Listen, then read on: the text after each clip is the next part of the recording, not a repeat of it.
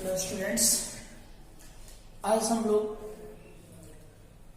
Plane mirror के बारे में जानेंगे और इसके गुण के बारे में अध्ययन करेंगे, जानकारी प्राप्त करेंगे। सबसे पहले हम लोग इसका डिफिनीशन जानते हैं। प्लेन मिरर किसे कहते हैं? तो प्लेन मिरर को हम लोग हिंदी में समतल दर्पण कहते हैं। समतल दर्पण किसे कहते हैं? तो कांच की पतली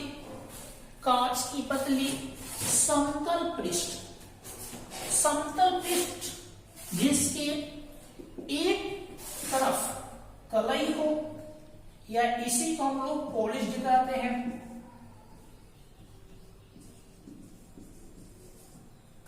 एक तरफ कलई हो तो उसे ही हम लोग समतल दर्पण कहते हैं। जैसे यहाँ फिगर बनाया हुआ है, समतल पृष्ठ मतलब यूनिफॉर्म, ये ऑलरेडी क्या है, पृष्ठ है। इसमें से एक तरफ हम लोग क्या करेंगे, सिल्वर करने उसको कलई कर देंगे या पॉलिश कर देंगे, और दूसरा तरफ क्या होगा, परावर्तक सतह होगा। तो ये वाला आपका परावर्तक सतह है और ये वाला कलई पोर्शन है। इसीलिए इसी को हम लोग क्या बोलेंगे, इसी को हम लोग बोलेंगे समतल दर्पण। इसमें प्रतिबिंब कैसे बनता है, अभी हम लोग प्रतिबिंब के बारे में यहाँ पे डिटेल अध्ययन करते हैं। जैसे मान लीजिए कि यहाँ पे हम लोग समतल दर्पण बना लिए ऐसे, और एक पृष्ठ क्या है, कलई किया हुआ है। अब इसमें कहीं एक जगह वस्तु रखते हैं। तो सबसे पहले हम लोग मान लीजिए एक रेखा है ऐसे इस लाइन में, और इसी रेखा पर एक कहीं वस्तु को रखा गया है।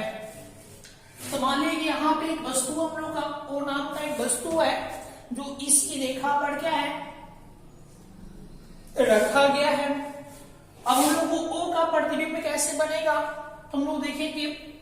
तो यहां से हम लोग वस्तु को ऐसे मानेंगे, पॉइंट ऑब्जेक्ट है, बिंदु वस्तु है, और यहां से दो किरण हम लोग क्या करेंगे, निकालेंगे। तो एक किरण ऐसे ले जाएंगे, तो ऑलरेडी यहां पे क्या है, ये वाला पोर्शन कलई है, तो यहां से परावर्तित होकर ऐसे भाग जाएगा या चला जाएगा, और फिर नीचे से हम लोग ले जाएंगे ऐसे प्रकाश की किरण को, तो यहां से परावर्तित होकर ऐसे आ जाएगा। तो परावर्तित किरण को पीछे मिलाएंगे तो दर्पण के अंदर इस पॉइंट पर, फिर ऐसे दर्पण के अंदर ऐसे ही इस पॉइंट पे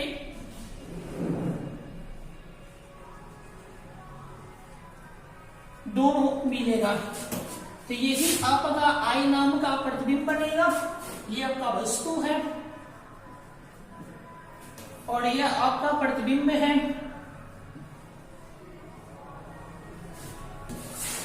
अब हम लोग क्या जानेंगे, इसी प्रतिबिंब की विशेषता के बारे में जानेंगे, इसी प्रतिबिंब के गुण के बारे में जानेंगे, जो हम लोग को नीचे टॉपिक में लिखा हुआ है, characteristics of image formed by plane mirror. इसका अर्थ यह हुआ समतल दर्पण के द्वारा बने प्रतिबिंब की विशेषताएं या गुण। तो सबसे पहले देखेंगे ध्यान से, समतल दर्पण में जो प्रतिबिंब बनता है, जैसे हम लोग आईना के सामने आते हैं, तो आईना समतल दर्पण ही होता है। प्रतिबिंब जो होता है सबसे पहले आभासी होता है और सीधा होता है। समतल दर्पण में प्रतिबिंब आभासी होता है और सीधा होता है। आभासी को ही हम लोग काल्पनिक कहते हैं, और इसी को हम लोग वर्चुअल, और सीधा को हम लोग इरेक्ट या अपराइट कहते हैं। तो कैसे? क्योंकि परावर्तित किरण वास्तव में कट करके, वास्तव में एक साथ मिलकर नहीं बना है। परावर्तित किरण हम लोग को पीछे मिलाकर और हीट एंड डायमीटर से इसको कट करना पड़ रहा है, टूटी रेखा से प्रतिबिंब बढ़ रहा है, इसीलिए काल्पनिक है। और जब भी काल्पनिक प्रतिबिंब बनता है तो हमेशा सीधा बनता है, और वास्तविक प्रतिबिंब जब भी बनेगा तो हमेशा उल्टा बनेगा। इसको याद रखना है। दूसरा देखेंगे प्रतिबिंब का आकार।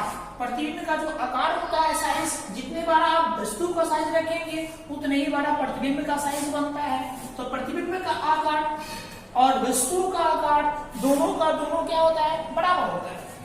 प्रतिबिंब प्रतिबिंब का आकार और वस्तु का आकार दोनों क्या होता है, बराबर होता है। जितना बड़ा वस्तु उतना ही बड़ा प्रतिबिंब रहता है।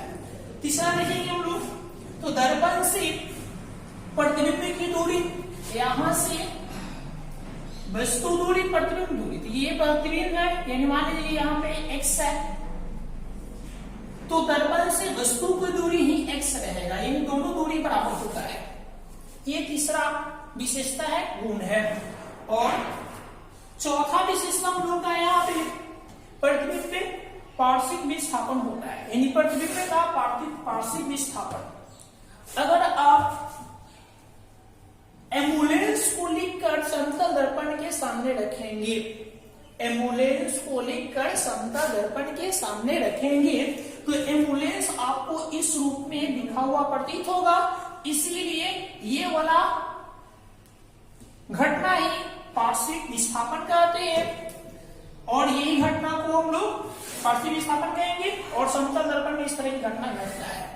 एबीसीडी का 11 ऐसे लेटर है जिसका पार्श्विक विस्थापन नहीं होता है। इसी को हम लोग इंग्लिश में लेटर इन्वर्सन कहते हैं। और लेटर इन्वर्सन जो होता है, ए का, एच का, आई का, एम का, ओ का, टी का, यू, भी, डब्ल्यू, एक्स और वाई का लेटर इन्वर्सन नहीं होता है। इसको हम लोग जानेंगे और इसके बाद और जानेंगे इसमें कौन कौन सी घटना घटता है। अब हम लोग एक नोट के बारे में जानेंगे। यहाँ पे समतल दर्पण से संबंधित लिखा हुआ है, अगर व्यक्ति की लंबाई h हो, कोई व्यक्ति है उसकी लंबाई h है, तो उस व्यक्ति का पूरा शरीर देखने के लिए कितनी लंबाई का दर्पण चाहिए, तो हमेशा व्यक्ति की लंबाई का आधा लंबाई का दर्पण होगा, तब उस व्यक्ति का पूरा शरीर की लंबाई, यानी पूरे शरीर की लंबाई दिख सकता है। यहां लिखा हुआ है, अगर व्यक्ति की लंबाई h हो तो दर्पण का न्यूनतम लंबाई h/2 होगा, तब व्यक्ति अपनी लंबाई देख सकता है। अगर h/2 लंबाई नहीं होगा तो व्यक्ति की पूरा लंबाई नहीं दिख पाएगा। इसको याद रखना है। अब हम जानेंगे कुछ गति के बारे में। 4 पॉइंट्स है इसमें। पहला पॉइंट है, इसमें हेडिंग है आपका समतल दर्पण तथा वस्तु के बीच पारस्परिक गति। पारस्परिक गति के बारे में जानेंगे। सबसे पहला जानेंगे यहाँ पे, अगर वस्तु भी वेग से दर्पण के तरफ आ रहा हो, इस मान लीजिए कि हमारा ये समतल दर्पण है और यहां पे हमारा वस्तु है ओ से ऑब्जेक्ट,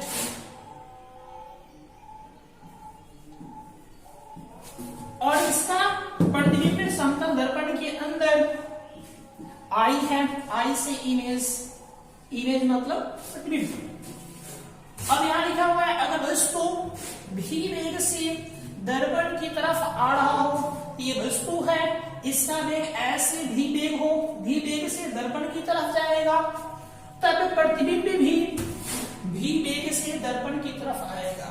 तो ये प्रतिबिंब है, ये भी वेग से ही दर्पण की तरफ आएगा। यानी इसका स्पीड बढ़ेगा तो इसका स्पीड बढ़ जाएगा, इसका स्पीड घटेगा, इसका स्पीड भी क्या होगा, घट जाएगा। यहां ध्यान देने की बात यह है कि वस्तु का डायरेक्शन और प्रतिबिंब का डायरेक्शन दोनों का दोनों विपरीत होगा। यही बात पहला पॉइंट्स में है। दूसरा जानेंगे, अगर कोई दर्पण, जैसे मान लीजिए कि हमारा समतल दर्पण है, समतल दर्पण है, यहां पे ऑब्जेक्ट है, वस्तु है, यहां पे इमेज है,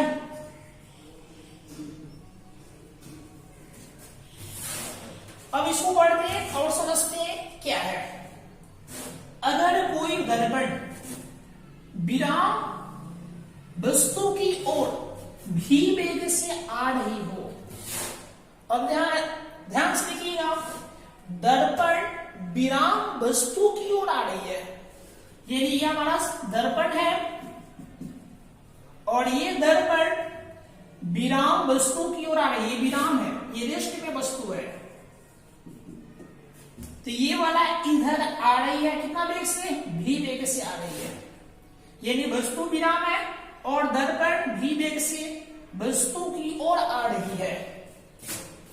तो इसका प्रतिबिंब यानी ये इमेज, इसका इमेज ये ना है, इसको इधर लाएंगे तो इसका प्रतिबिंब भी आएगा कितना वेग से, तो इसके दुगुने वेग से प्रतिबिंब आएगा।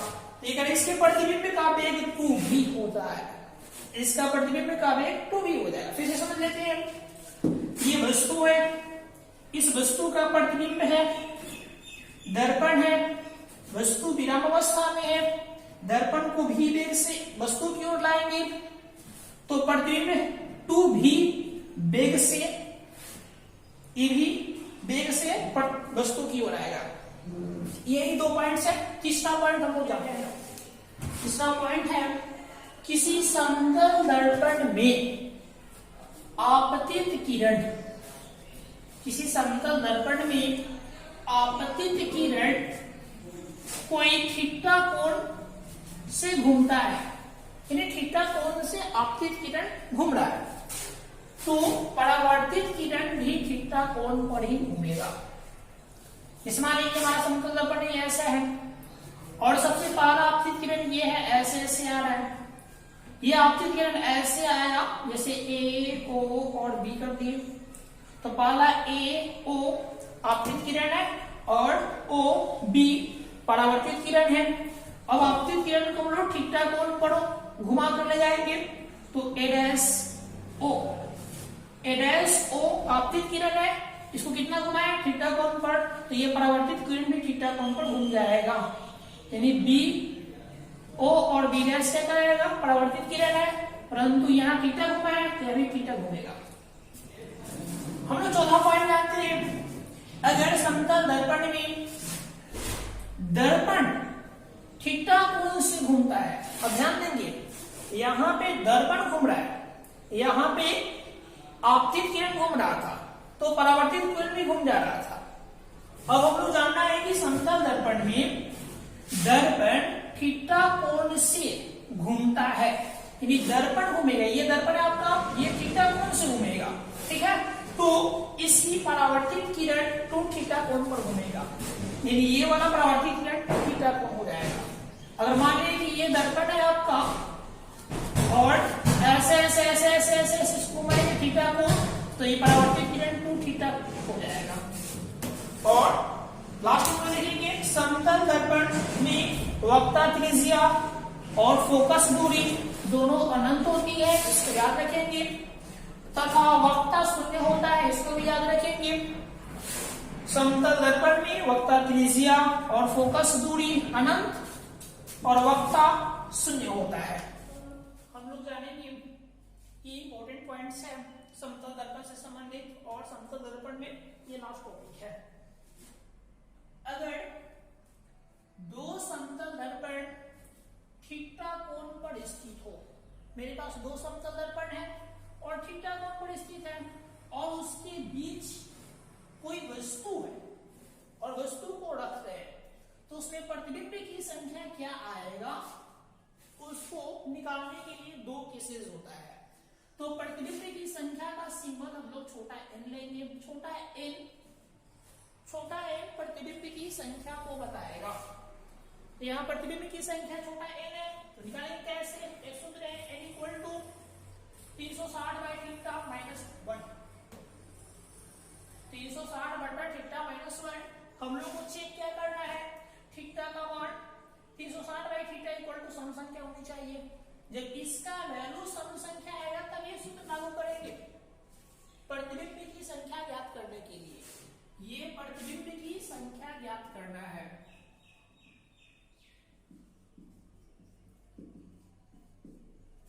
प्रतिबिंब की संख्या बराबर 360 बाई थीटा माइनस 1।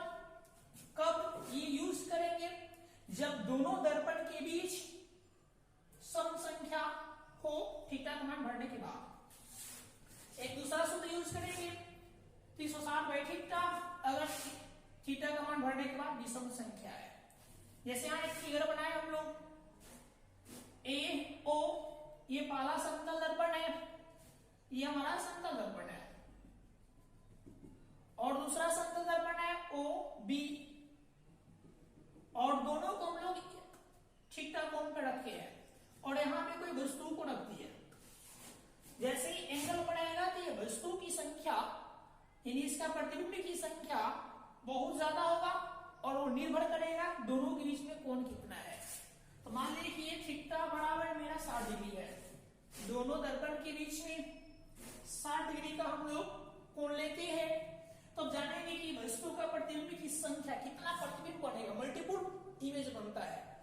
जैसे हम लोग हजामत बनाने जाते हैं तो दोनों तरफ समतल दर्पण आता है, तो उसमें मल्टीपल इमेज बनता है। हम लोग सबसे पहले थीटा का मान इस पे चेक करेंगे। थीटा बराबर 60 डिग्री है, तो यहाँ चेक करेंगे 60 बढ़, तो 60 बढ़ेंगे थीटा का मान, तो ऑलरेडी ये कट जाएगा, और कटने के बाद क्या आएगा, तो 6 आएगा, और 6 क्या है, सम संख्या है, तो प्रतिबिंब की संख्या इस सूत्र से निकालेंगे, तो 6 माइनस 1 करेंगे, तो 6 माइनस 1 करेंगे तो 5, यानी इस स्थिति में 5 प्रतिबिंब की संख्या प्राप्त होगा। कब? जब दोनों के बीच 60 डिग्री कोण बढ़ेगा। दूसरा कैसे देखेंगे, अगर दोनों के बीच थीटा का मान 40 डिग्री लेते हैं, 40 डिग्री लेते हैं, तो पहले ये चेक करेंगे सम आ रहा है कि विषम, यहाँ 40 बढ़ेंगे तो 9 से कटेगा, 9 तो होगा 36, 9 क्या है, विषम संख्या है, तो सूत्र यूज होगा केवल ये 360 बाई थीटा, तो कितना आएगा 9, तो 9 क्या होगा, प्रतिबिंब की संख्या आएगा, तो प्रतिबिंब की संख्या 9 प्राप्त होगा जब 40 कोण बनेगा दोनों दर्पण के बीच में, और 60 कोण बनेगा तो 5 प्राप्त होगा। वैसे आप कितना हुई हो आप ज्ञात कर सकते हैं, खाली एंगल मालूम होना चाहिए। गोलीय दर्पण में एक संबंध स्थापित करेंगे फोकस दूरी और वक्र त्रिज्या के बीच में। हम लोग का हेडिंग रहेगा आज अभी to proof F equal to R/2। F क्या बताता है, फोकल लेंथ, R क्या बताता है, रेडियस ऑफ कर्वेचर। इसको सिद्ध कहां करना है, स्फेरिकल मिरर में सिद्ध करना है। यानी गोलीय दर्पण में F इक्वल टू R/2 को प्रूफ करना है। तो गोलीय दर्पण दो प्रकार के होते हैं, अवतल दर्पण और उत्तल दर्पण, जिसको हम लोग कॉन्केव मिरर कहते हैं और कॉन्वेक्स मिरर कहते हैं। इसीलिए सबसे पहले हम लोग कॉन्केव मिरर में इसको सिद्ध करेंगे, फिर बाद में कॉन्वेक्स मिरर में सिद्ध करेंगे। तो सबसे पहले एक पॉइंट में लिखे हैं इन कॉन्केव मिरर, यानी अवतल दर्पण में हम लोग को F इक्वल टू R/2 को प्रूफ करना है। तो सबसे पहले अवतल दर्पण का फॉर्मेशन करेंगे। तो यहाँ ये अवतल दर्पण है आपका, M और N अवतल दर्पण है क्योंकि बाहर से पॉलिश किया हुआ है, P मध्य बिंदु है, C वक्ता केंद्र है, इसी को हम लोग सेंटर ऑफ कर्वेचर कहते हैं, F फोकस है। हम लोग 3-4 पॉइंट लिखे। अब हम लोग क्या करेंगे, केवल एक किरण को लेंगे जो प्रिंसिपल एक्सिस के समांतर हो, पैरेलल हो। तो एक किरण है आपका यहाँ पे A और B जो मुख अक्ष के समांतर जा रहा है, तो AB मुख अक्ष के समांतर किरण गया, यहाँ परिवर्तन की घटना घटेगा और परिवर्तित होकर फोकस से पास करेगा। हम लोग बैक में पढ़ चुके हैं। तो यहाँ पे ये आपतित किरण होगा और यहाँ पे ये परावर्तित किरण होगा। इसी को हम लोग इनकमिंग रे, इसको हम लोग आउटगोइंग रे कहते हैं। यहाँ पे हम लोग अभिलंब बनाएंगे। तो ये वाला पॉइंट आपतन बिंदु है, अभिलंब C को जोड़ देंगे, ये B और C अभिलंब होगा। इसके बीच में परावर्तन का नियम काम करेगा। तो ये इसी को I कहते हैं, इसी को R कहते हैं, दोनों बराबर होता है, इसीलिए हम थीटा मान लिए I is equal to R बराबर थीटा। तो ये थीटा, ये थीटा, तो ये भी थीटा होगा। क्यों? क्योंकि दो रेखा समांतर है और तीसरी रेखा इसको काट रहा है, तो एकांतर कोण बराबर होता है या अल्टरनेट इंटीरियर एंगल कहते हैं, इसीलिए थीटा, तो ये भी थीटा होगा। तो ये वाला कोण कितना होगा, ये वाला कोण 2 थीटा होगा। एक थ्योरम होता है, किसी त्रिभुज की एक भुजा को बढ़ाते हैं तो बाहर वाला जो कोण होता है, एक्सटर्नल एंगल जो होता है, दोनों इंटरनल एंगल के सम के बराबर होता है। तो ये बाहरी कोण है, तो ये ए बी सी त्रिभुज है, ये कोण ए प्लस बी के योग के बराबर होगा। फिर से समझ लेते हैं, किसी त्रिभुज की कोई एक भुजा को बढ़ाते हैं तो बाह्य कोण या एक्सटर्नल एंगल अंदर के कोण के बराबर होता है। तो अंदर वाला कोण ये थीटा है, ये अल्फा है, तो ये कोण थीटा प्लस अल्फा होगा। इसी कंसेप्ट से ये 2 थीटा होगा। जैसे ये त्रिभुज है बी सी एफ, ये बाहरी कोण है, अंदर के 2 कोण के बराबर होगा, तो ये थीटा मिलकर 2 थीटा।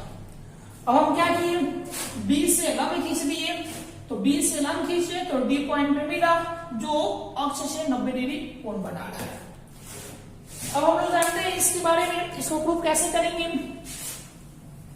सबसे पहले हम नाम लिख दिए, एडी क्या है, इनकमिंग रे है, आपतित किरण, डी क्या है, पॉइंट ऑफ इंसिडेंस, आपतन बिंदु, एमिन क्या है, एपर्चर ऑफ मिरर, दर्पण का द्वारक है, सी क्या है, सेंटर ऑफ कर्वेचर, वक्ता केंद्र है, एफ फोकस है, पी एफ फोकल लेंथ है, P C radius of curvature, इसको हम लोग बोलते हैं वक्ता त्रिज्या, इसी को हम लोग आर करते हैं, बी डी लंब है किसी पर, तो पी सी पर ये लंब है, ए बी ये समांतर है, पैरेलल है, किसके, सीपी, तो सीपी के, तो ऑलरेडी दिख रहा है पैरेलल है। ये कोण कैसे हो हम लोग चर्चा कर चुके हैं, ये कोण कैसे हो तो हम लोग चर्चा कर चुके हैं। अब हम लोग त्रिभुज लेंगे, त्रिभुज B D C, B D C. अब ध्यान दें कि इसमें इंपॉर्टेंट मैटर है, 2 त्रिभुज बनेगा यहाँ पे बी डी सी, और एक त्रिभुज बनेगा आपका बी डी एफ। तो बी डी सी हम पहले लेंगे, तो इसमें समकोण त्रिभुज होगा और समकोण त्रिभुज में tan अप्लाई करेंगे, तो tan थीटा बराबर P बटा B होता है, परपेंडिकुलर बटा बेस होता है, इसीलिए tan थीटा बराबर BD बटा BD बटा CD। तो हमारा यहाँ थीटा कौन बटा है, ये लंब है, ये आधार है। हम क्या किए, एक लैंग्वेज लिखिए डी पी, डी और पी वेरी वेरी क्लोज, काफी नजदीक हो, डी पी एक दूसरे के नजदीक हो, और थीटा बहुत छोटा हो, थीटा बहुत छोटा हो। यानी मेरे करने का अर्थ यह है कि बिंदु डी पी के पास जाएगा तो थीटा का वैल्यू बहुत छोटा हो जाएगा, या बी पॉइंट धीरे धीरे हम लोग पी के पास लाएंगे, तो बी पॉइंट को धीरे धीरे पी के पास लाएंगे तो थीटा धीरे धीरे बहुत छोटा हो जाएगा, इसीलिए डी पॉइंट लगभग पी ही कहलाएगा। इस स्थिति में tan थीटा का मान कम होने के कारण, अल्प होने के कारण tan को हटा देंगे, क्योंकि जितना मान घटता है tan में उसका वैल्यू और कम होता है। जैसे tan 0 आता है, 0 कम मान है, इसीलिए तो थीटा कम मान है तो tan थीटा बन जाएगा।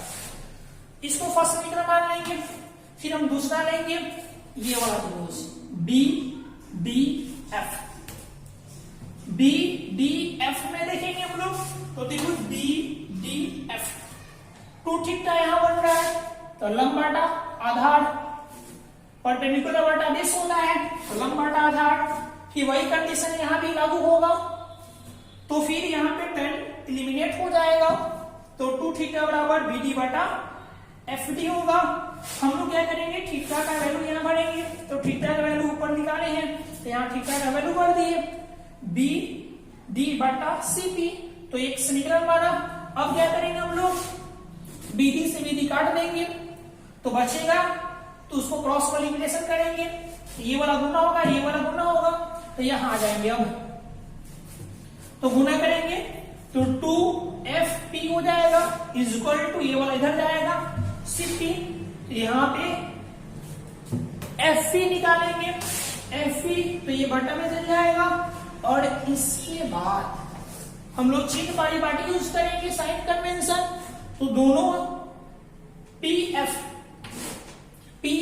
फोकस दूरी कहलाता है, बाएं है, फोकस दूरी को छोटा f सिंबल द्वारा व्यक्त करते हैं।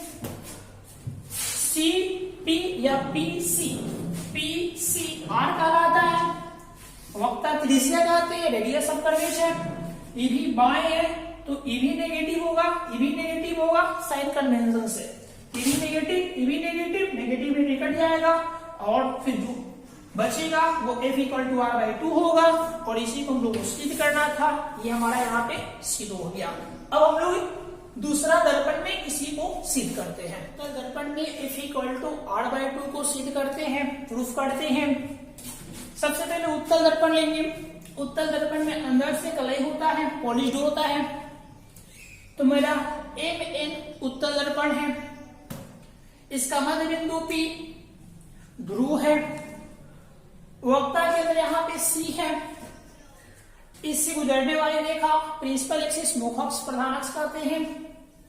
यहाँ भी हम लोग प्रकाश की किरण को मुख अक्ष से समांतर ले जाएंगे, परावर्तन के बाद फोकस से गुजरते हुए प्रतीत होगा।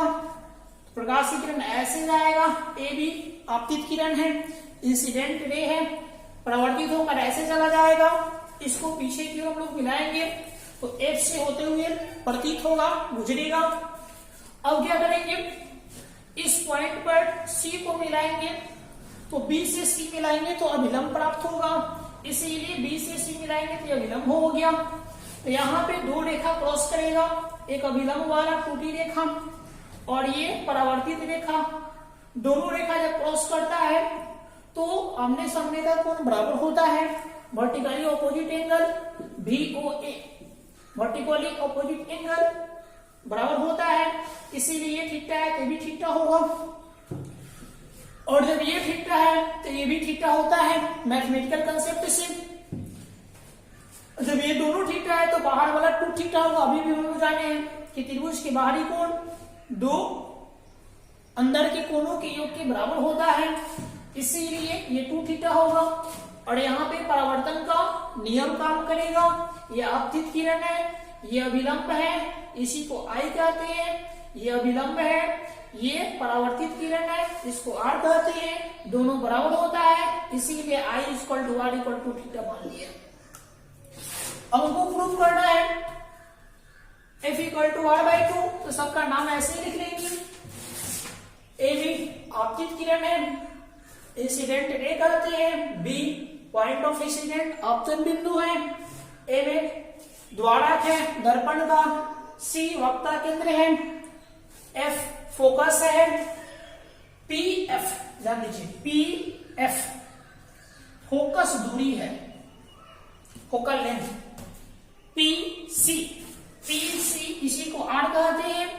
हमको इसी में संबंध स्थापित करना है। ये थीटा आपका हुआ, दो रेखा क्रॉस करता है तो आमने सामने का कोण बराबर होता है, इसीलिए थीटा हुआ, और ये 2 थीटा हुआ बाहरी त्रिभुज के बाहर कोण वाला कंसेप्ट से। हम लोग एक त्रिभुज लेंगे, त्रिभुज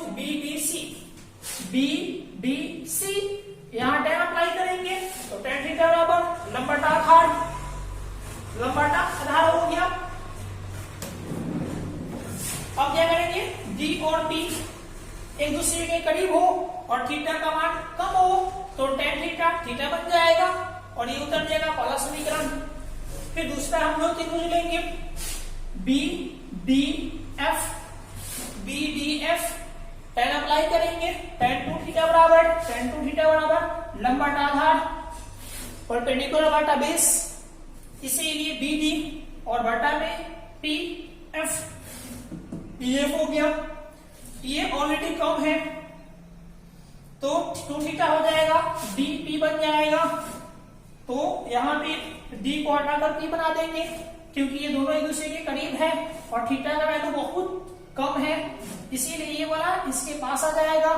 तो पी बिंदु डी बिंदु एक ही बिंदु कल आएगा, तो डी की जगह पर डी भर देंगे, इसीलिए हम लोग यहाँ पे एफ डी है तो यहाँ पे हम लोग क्या करेंगे, यहाँ पे हम लोग एफ पी कर देंगे और बाद में थीटा का वैल्यू यहाँ बढ़ेंगे तो बीडी और बीडी कट जाएगा, क्रॉस मल्टीप्लिकेशन करेंगे तो ये प्राप्त होगा 2pf इक्वल टू cp। फिर हम लोग pf निकालेंगे तो ये बटा में जाएगा, तो pf इक्वल टू cp बटा 2। साइन कन्वेंशन यूज करेंगे, चिन्ह पारिपाटी, तो यहाँ सब दाहिने हैं तो सब प्लस होगा, इसीलिए f का मान प्लस, r का मान भी प्लस, और जो मान प्राप्त हुआ वही आपका f इक्वल टू r/2 हुआ। और इसके इतने ही।